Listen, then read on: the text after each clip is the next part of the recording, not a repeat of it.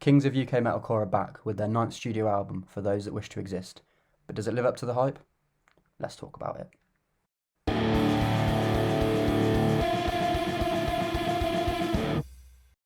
So I know we want to talk about this album track by track, but before we do, how are you guys feeling about it going into the album?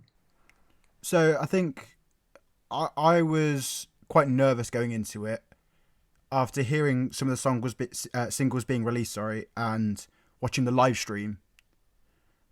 I was kind of unsure what to expect, and I think going into this album, probably in the last month to even 2 months, I actively avoided listening to the singles because I didn't want that to change any expectations. Not that I knew what expectations I had, but I just kind of wanted to take in the album as a whole when it got released. So I was nervous, highly anticipated out of a band of this caliber, and yeah, you'll hear the rest of the thoughts in a moment. But Dan? Yeah, I agree with you there, James. I've felt a very much sort of a fear of the unknown going into it. The singles they released are all so varied that you don't really know where the album's going to go. You don't know whether they're going to take the kind of route that they took on Meteor, which we'll discuss a bit more in depth later, or whether they go down the route of Black Lungs, which is slightly heavier, or just park themselves somewhere in between. So obviously, being a big Architects fan beforehand, I was expecting something different, but I didn't know what different was going to be. Yeah, I mean, if you go from like Ruin to Lost Forever, each of those albums have a completely different sound. And I guess you could attribute that to them trying to find their sound. But obviously, from kind of Lost Forever, All Our Gods, Holy Hell, that was a very defined sound. And it was a sound that a lot of people got on board for. And that's, you know, they've risen to their peak off of that sound. So for me, as a fan before Lost Forever and that trilogy of albums, I was kind of, I think, a bit more receptive to the change than a lot of people that have. And I'm not saying it as like a diss, but like the people that have got on board from Lost Forever, you know, all they really know is that sound across the last three albums. So I can understand people's hesitation with this album, but let's talk it through each song at a time. So track one, Do You Dream of Armageddon? James, what did you think of this? I mean, as a fairly common practice on albums nowadays, it's a perfectly fine intro song.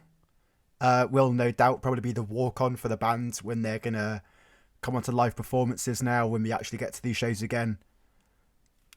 That's it. It was an intro song, and yeah, it does exactly what it needs to do. Really, it's at the end of the day, it's pretty much an intro song, kind of a slightly orchestral, almost anthemic piece. It's exactly what you expect from an intro track, really. There's a nice lyric in there. No tree can grow to heaven till its roots reach down to hell, which I really like. Which again, that sort of sets the lyrical tone for this album, I think. But even with, you noted on the orchestral side, that sets like a musical tone for the album, because there is a lot more prominent kind of string sections, as we'll get to. Yeah, and that's something Architects have explored before, but having it from the outset here sort of gives you an idea of what might be to come, really. Would you like an interesting fact? Always. Oh, always. Originally, this album was meant to be a double album, and both sort of halves of it were supposed to start with this kind of anthemic orchestral kind of track. But wow, okay. Obviously, the second half didn't happen. They just made one big album. So I didn't know that at all, and I mean, I'll say this now. We'll talk about it as we go through. This is a long album, and 15 songs is a lot of songs. So almost, if it would have been split in half, maybe like as a two kind of 8-song albums, that would have been very nice and maybe slightly digestible, and a bit of a break in between it all. But well, that's nice. I like that. I have more facts to come. Oh, I look forward to this. On some later songs. Okay, track two, Black Lungs. I felt like this was a really good blend of like that classic Architect sound that people love and something new. What did you guys think of it? This was like the real start to the album for me.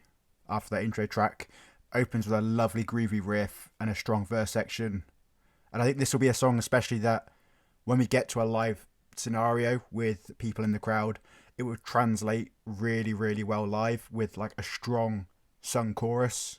It naturally started to get me headbanging, and I think like the nice build in the bridge, like just before the breakdown, it's got some of like the variance in Sam Carter's vocals, and you can hear why he has some of the best screams I think in metal. What I noticed here is you get what you expect with Architects with the just immense riffage essentially, but it feels like a slightly simpler riff than they usually employ here. In sort of previous albums, it feels sort of more technical, fast. But this, although it's quite a simple, kind of slower riff, it still works and hits you in the face like it should. Really, Yeah. It's also my favourite of the singles they released prior to the album.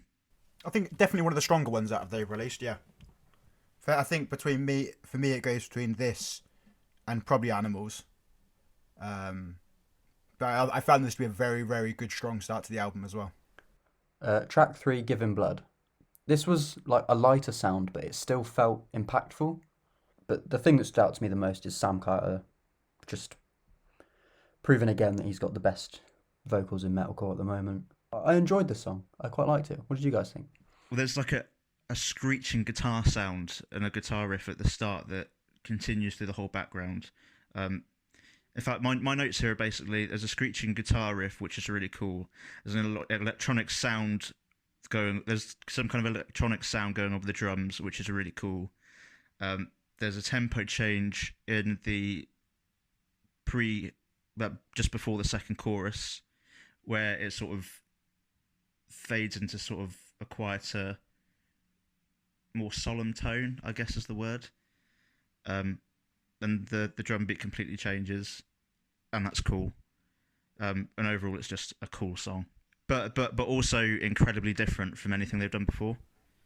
Very much. This is may surprise both of you. This is one of my favorites of the album. I really, really enjoyed this song, and it's been one that's kind of stuck in my head a bit more. I really like the electronic elements. Gave me some vibes of Sempiternal a little bit, and something that kind of I think ran through the album for me. I kind of had a little bit of comparisons between that. I love the tom work from Dan Searle. It was really, really fun. It was panned nicely as well, and something I didn't really expect, like that intricate kind of drum panning from them. And I think some of Sam's sung vocals are just really soothing, and the variety that he can give out of those vocals are fantastic. But Giving Blood, yeah, definitely one of the ones up there for me, one of my favourites off the album. Track 4, Discourse is Dead. This song was first heard in the Royal Albert Hall live stream, and ever since I've been dying to hear it on the album, and for me it didn't disappoint at all. What do you guys think of it, Dan? Well, if the first couple of tracks of this album so far have been quite different to anything Architects have put out before, but this one's much more like their old sound. It's funny that James mentions Bring Me the Horizon Sempiternal in regards to Giving Blood, because I think the kind of orchestral introduction on this song reminded me instantly of the kind of Sempiternal sound. The drum beat in the chorus, I think, as well, was quite reminiscent of Bring Me the Horizon style. The verse instead reminds me of a previous Architects album, Daybreaker. I felt it sounded quite a lot like that. It's like they've kind of mashed a few things together. Really liked one of the lyrics in it again. I've picked up quite a few lyrics from a few different songs. It's blasphemous for one to abstain from hate. I mean, lyrically, this whole album, I mean, it's something that we'll touch on as we go through all the songs, but yeah, the lyrics on this album are just incredible. It's a beautifully heavy Architect song. I absolutely fucking love it. And it shows off the range of Sam, as we kind of are always going to end up touching on. It's going to absolutely rip live during the verses. And the introduction of all these strings kind of coming into the sound a lot more is so, so nice. And it reminds me that, again, I'd love to see an Architect show one day, like Bring Me have done, with a big orchestra. I think they'll do it at some point. I think it seems like a wasted opportunity to write with all this really intricate, like orchestral pieces, and then not have that performed live at least once. Who wants a fact? I want a Go fact, on. Dan. I want a fact. I mentioned how this song is quite similar to sort of the older, more familiar Architect style. There might be a reason for that, and that's because the first components of this song um, were written during the Holy Hell album cycle. In fact, before that album came out in 2018. Oh wow. Oh, wow. This is quite an old song. Yeah, it feels like it belongs to that era. It certainly would fit in on Holy Hell. Track 5, Dead Butterflies. And this feels like the best example of this band just elevating themselves beyond just what metalcore is. I mean, we've seen glimpses of this style of writing in the past, but I think this is them kind of perfecting it.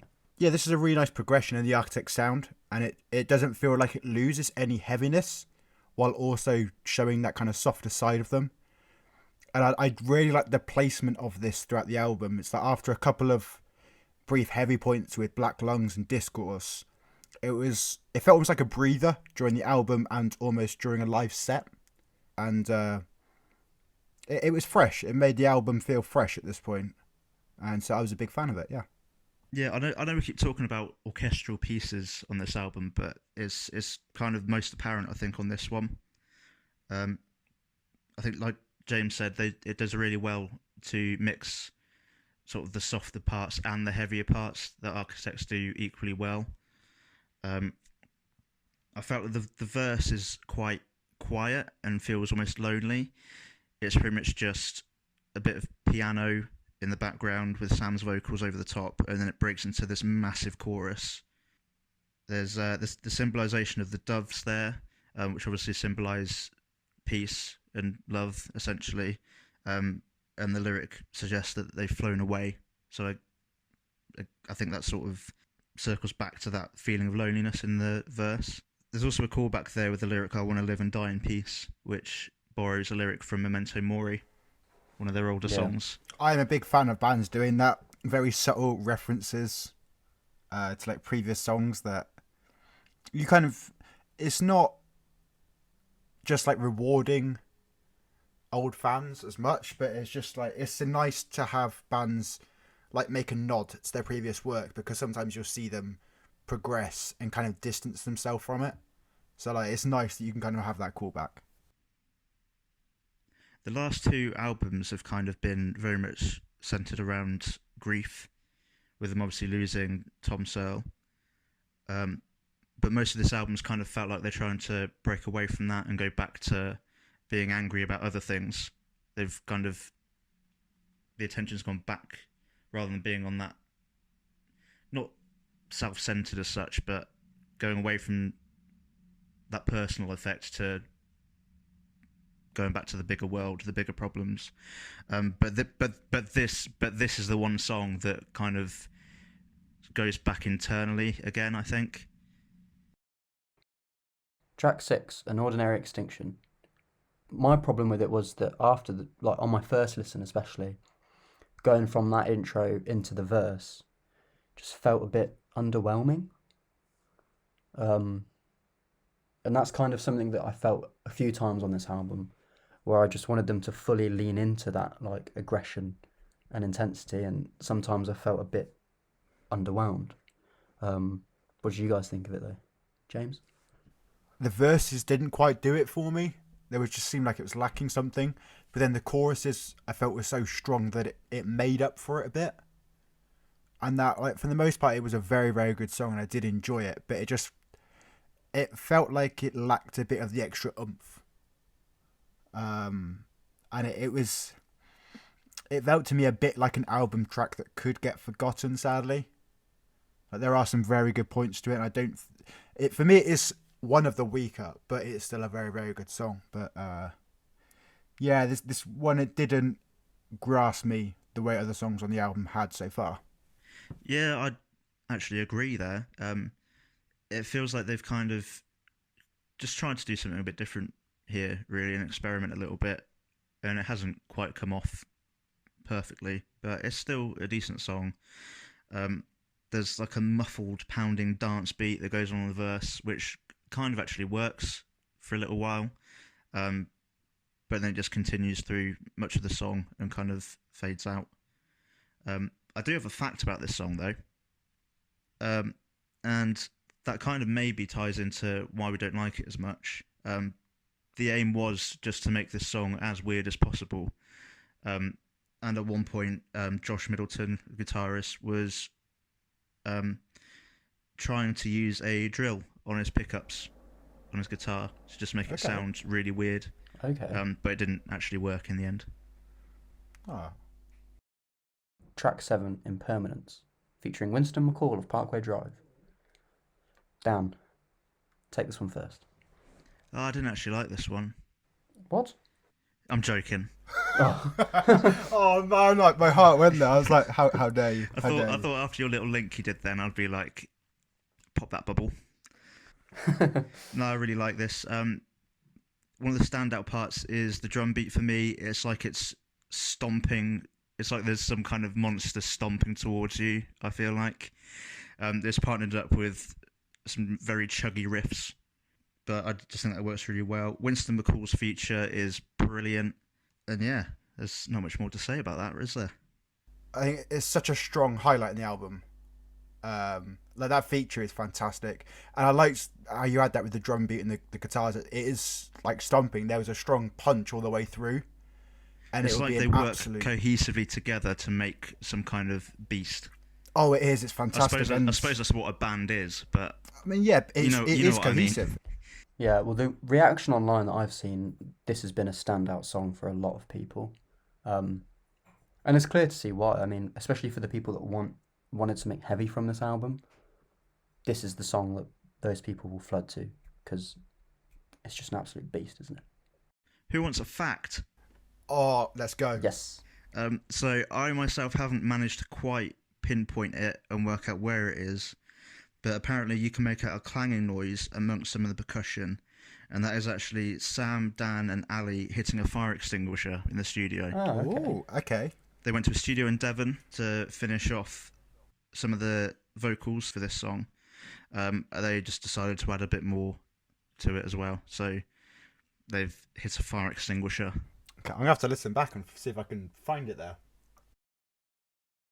Track 8, Flight Without Feathers. I personally don't really have a lot to say about this because it feels like just a bit of a forgettable song to me. It was a nice kind of mood change after Impermanence, but didn't really leave much of an impression. I think yeah, fairly similar. It's a nice break, like a slight breather in the album, and it kept everything kind of refreshing a bit. And again, I like them trying something new, but yeah, it was on the album. That's kind of about it, really. It's an interesting song. It's certainly not a bad song. It just doesn't do much, if that makes sense. It's just a bit of like relief after Impermanence, really. Track 9, Little Wonder, featuring Mike Kerr of Royal Blood. I quite like this one. I know we keep comparing them to Bring Me the Horizon, but this song I think would fit in on the Bring Me the Horizon album. That's the Spirit. It has a similar kind of sound to some of those, I think, in the sense that it's kind of in between a metalcore sound and an arena rock sound. And there could be a reason for that. It's got Mike Kerr from Royal Blood featuring on this one, and something that I'll talk about it now. The features on this album, the songs kind of fit the style of the artist it's featuring. So this one, like I said, it kind of borrows a bit of an arena rock sound, which is kind of what Royal Blood are like. Impermanence, which we've mentioned a few minutes ago, that has Winston McCall on, that's a bit of a heavier Parkway Drive kind of sound. There's a song which features Simon Neil from Biffy Clyro, which we'll mention a bit later. But yeah, they all kind of, although they weren't, it kind of feels like they were co-written, like it's been shaped with that feature in mind. Yeah. Yeah, I get that vibe. Yeah, like it did sound that arena rock that you said about. It is a very very kind of true with how it is. And like that, it is a different sound upon the start of the track before it kind of comes back into that kind of familiar sound that you do associate with Architects.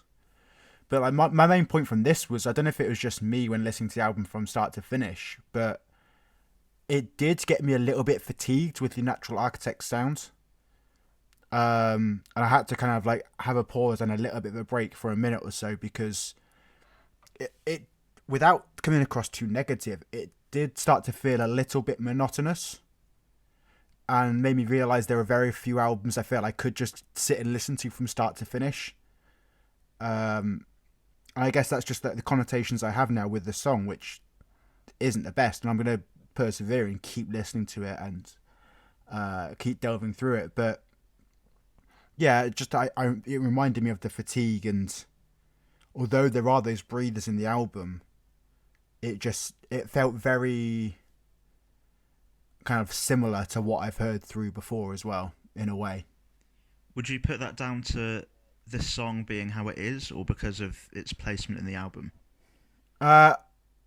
Maybe a bit of both, because it's very middle ground, and I think part of it comes in with the fact that it's a 15-song album, which is very big, and like it's a nice feature.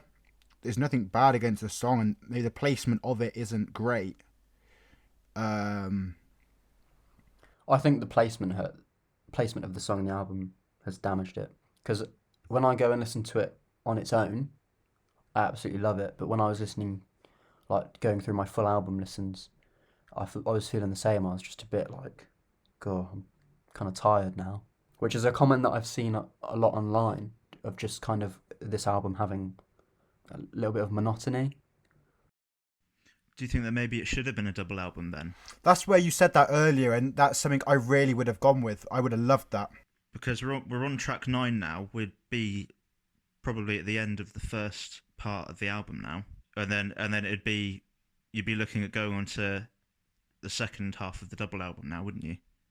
And I think almost going into it knowing there's 15, you kind of sit down and there's a bit of a sigh, and it's like, okay, here we go, 15 songs, nearly an hour long in total.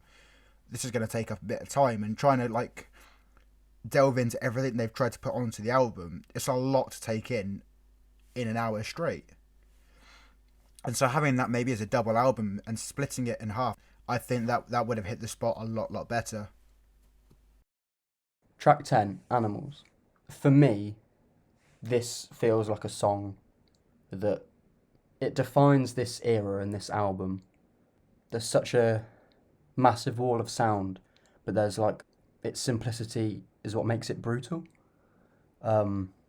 And especially hearing it on the Royal Albert Hall stream, I've loved it ever since. What did you guys think of it? I love this song. Obviously, it's the lead single. It's the first thing we heard off of this album.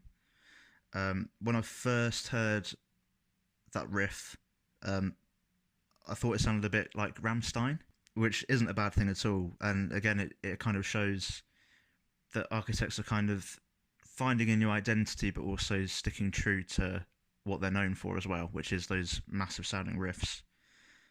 There's kind of an industrial sounding percussion on here again, and the chorus is just huge. This is a song that's grown on me more and more every time we listen to it. And I think even more heightened after seeing it on the live stream they did.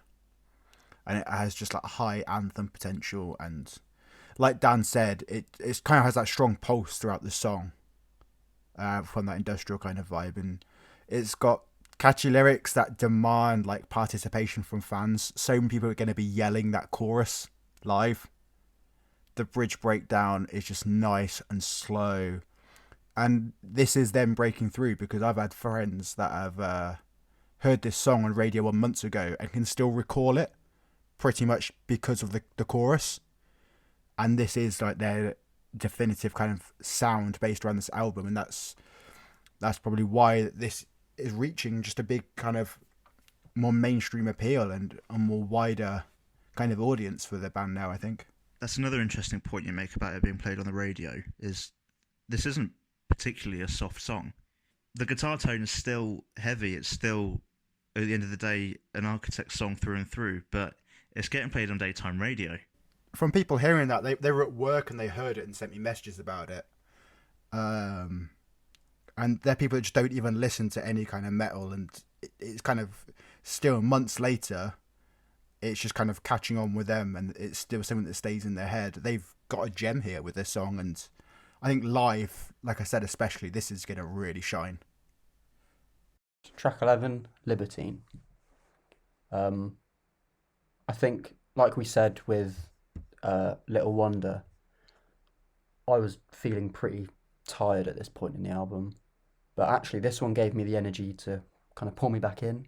Um, the riffs in it felt a bit old school to me for Architects. Um, and I think I just quite enjoyed this song. What did you guys think? Yeah, it was a really nice, simple but really engaging riff and a nice standard chorus. It didn't let up as soon as the whole band kind of came in after the introduction. I did feel like it kept building and building, but never quite reaches the top of the mountain and like really come into its own as a song, and it had a bit more to give.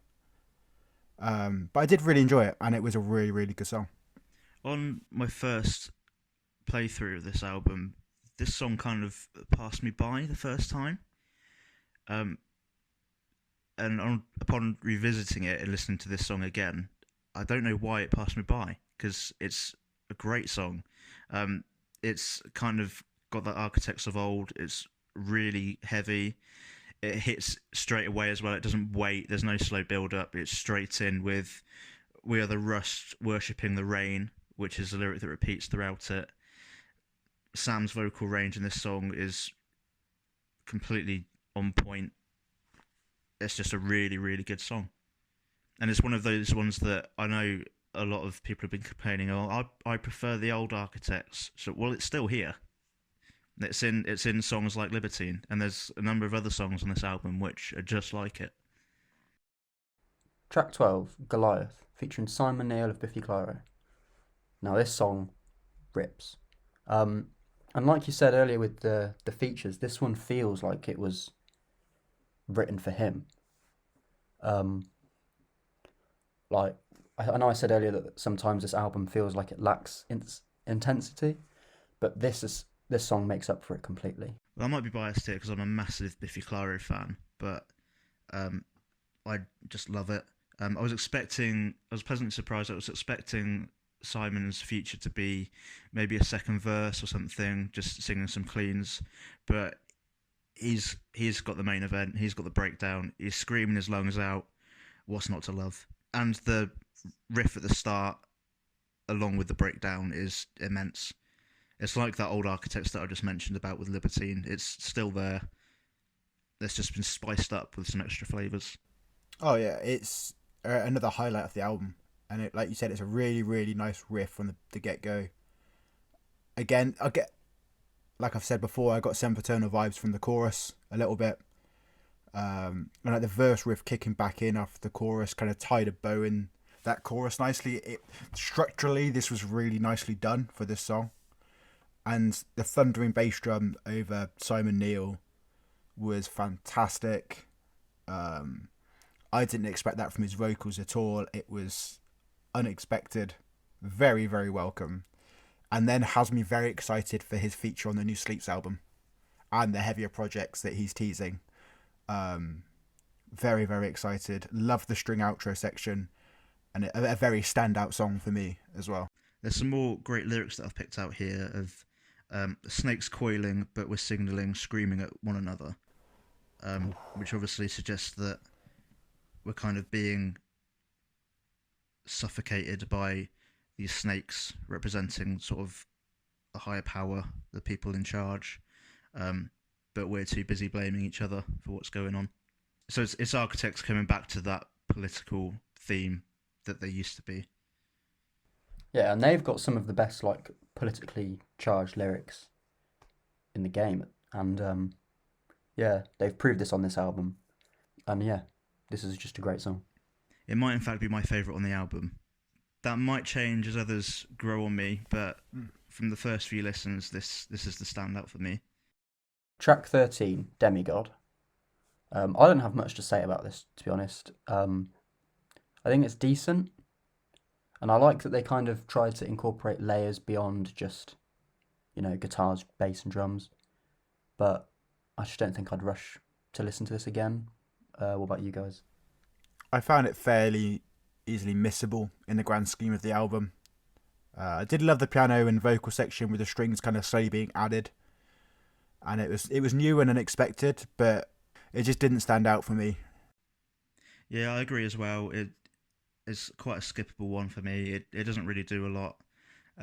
There's some nice piano parts in there. The layering of some of the instrumentals is really interesting. But other than that, it didn't really jump out at me at all. But I do have a fact. There's some studio sound at the start before it all kicks in, and that is from when they recorded a Spotify session at Abbey Road. You can hear a laugh at the start, and that's the laugh of their drum tech called Fred. Oh. And they put that in just because they thought it'd be funny. Fair enough. Track 14, Meteor. This is a song that's really grown on me with every listen, and I find myself singing or humming like the melody in the chorus from time to time. It's got a really nice build in the verse before that catchy chorus, and then like a slight drop down. Again, it kind of gave me some like Linkin Park reminders a little bit with like characteristics they have in songs like What I've Done, where like it has like, this big chorus that it builds to, and then just like kind of sucks down a little bit again. And I feel like this would be like a really fun end of show song. The last sections kind of give a feeling of like celebration, and would be a great way to end a set. But yeah, I love Meteor, and it's growing on me, like I said. I actually don't really like this song. Oh. I like the meaning behind it. There's a lyric, I should be moving mountains, but I'm like fire in the snow. Obviously representing how climate change is taking an obvious massive effect on our world, and we're kind of just watching it happen and not doing anything about it. It just doesn't really do a lot for me, this song. It just feels a little bit tame for me. I can see what you mean. I think this song, like James said, it's grown on me. And I think that's going to be a theme for future listens of the whole album as well. Like it's a good song. But yeah, I just need to get more listens of it, I think, before it's really going to click with me. Track 15, Dying is Absolutely Safe. This to me was one of the best closing songs to an album I've heard in such a long time.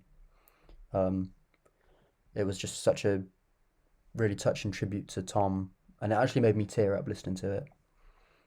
They've got some other ballads in their discography, Heartburn, Open Letter to Myself, but this was the most delicate song of this kind I think this band has ever done, and I loved it. Exactly the same. Absolutely loved it, and I would welcome a lot more architects like this as well.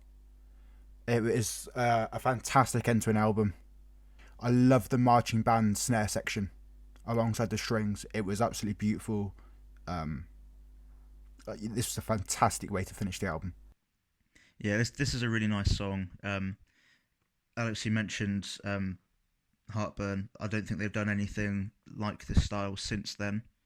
That was on their album The Here and Now, which I think came out in 2010 or 2011. So it's been pretty much a decade since they've tried doing something like this. And it's really nice that they now feel like they can sort of go back to trying that kind of thing again. There's some symbolism and some themes coming back again here. There's doves mentioned again, but this time there's also ravens, which apparently symbolise loss, but can also symbolise prophecy. So it could be a nod towards the loss of Tom again, but it could also at the same time be like, right, we're heading forwards, we're going in a different direction now. And I think after most of this album's kind of talking about Armageddon essentially and how bad of a state the world is in, and this kind of feels like quite a hopeful end to it. I do have a fact. You two already know this, but for the sake of the listeners, they've put a lock on the vinyl version on this song, so it doesn't actually stop playing until you lift up the needle. So it plays the final couple of seconds over and over again until you pick the needle up. And in fact, the whole vinyl version has been mixed completely differently, and each track fades into each other. That makes you want to get a vinyl version of it, just to listen to that. It does make me want to get the vinyl. And it shows the attention to detail that the band has as well, of wanting to do little things like that. Definitely. Yeah. Yeah, so we've taken it track by track. Let's kind of make a bit of a summary about what we all thought of this. Yeah, so whilst being a really enjoyable and progressive album for them, like developing their sound, like we've touched upon, I felt some parts were slightly monotonous and familiar when listening to from start to finish and getting that fatigue. And it's not an album I think that comes across great in a one sitting. it's one that I think if we go back to that comparison of maybe we would have had it in two kind of different parts, you can take that and maybe listen to it in those two different parts. I really enjoyed the direction they're going in with some of these, especially like that last song. The features on here are fantastic. They're really well written. They're going to be some great live songs from here. After seeing like the success of songs like Royal Beggars, I think when they perform live and the big sing-alongs they've started getting, you're going to feel so much more of that when we get them live from songs on this album. And I think now they're getting to that stage in a band's career where after several albums and being very established, they're going to be potentially playing some longer and bigger headline show sets. So the addition of like these more varied songs on the album kind of round out the variety and sound that they have, and what I guess we'd expect from a one day, hopefully, future festival headliner kind of band. Yeah. This is definitely a band to me that feels like they're aiming higher and they want to push themselves as far as they can. And I think this album will do for Architects what Sempiternal did for Bring Me, in the sense that it will bring in a lot of new fans. Yeah, I don't think it's my favourite Architects album, but that doesn't mean it's not good at all. It really showcases their versatility, particularly vocally. There's much more of a focus on cleans here, although the sort of old vocal style is still there as well. So there's clearly no intention to ditch those. They've kind of, with this one, gone, we're going to try something new, and it does work in most cases. There's some songs where it isn't kind of pulled off as well, but I don't think they care about that at all. Like you said, with it being to them what Sempiternal was to Bring Me the Horizon, I think you're right with that. This should sort of break them away from metalcore slightly. I mean, like we mentioned earlier, it's getting them radio plays more often now. I think it will break them not completely into mainstream, but into the more wider alternative genre. Kind of like how Puzzle did for Biffy Clyro, that kind of broke them away from the underground rock scene and got them much more into the limelight, into the mainstream. And I think a lot of bands will probably copy this, is my next point that I've got written down here. This is kind of going to be a benchmark now. They've already influenced the metalcore scene in terms of how riffs are written, and I think kind of the electronic and orchestral influence they've brought in here, I think, is going to be copied by a lot of bands. The trilogy of like Lost Forever, All Our Gods, Holy Hell, that pioneered and influenced the landscape of metalcore, and everyone's been playing catch up ever since and trying to capitalise on that sound. So for them to completely push their sound in a completely different direction, I think it's the best thing they could have done. And they went from headlining Brixton to Ali Pali to SSE at Wembley. They're only going to keep getting bigger and bigger. I can't wait to see it. There's all those other metalcore bands now that have not necessarily copied them, but taken influence from the path that Architects have trailblazed, and they're going to be looking at this album now and going, "Well, we've got to do that now." Then, yeah, they've raised the bar again. Yeah. But to summarise my point, I feel like this album will help Architects sort of transcend and move away from metalcore slightly. They've still got one foot in the metalcore genre, and they still hold their throne there as kings. But they're kind of venturing into other waters as well, testing those out, which I think will only benefit them and the rest of the scene. So those are our thoughts on Architect's album for those that wish to exist. But what did you think? Why don't you leave a comment? Like the video if you agree with us. And go on, just hit subscribe. It's right there. You know you want to. We've got a monthly podcast, reviews coming out. Just hit subscribe. That big red button just there. Well, we've been the Ragamuffins. This was Architect's Review. Bye-bye.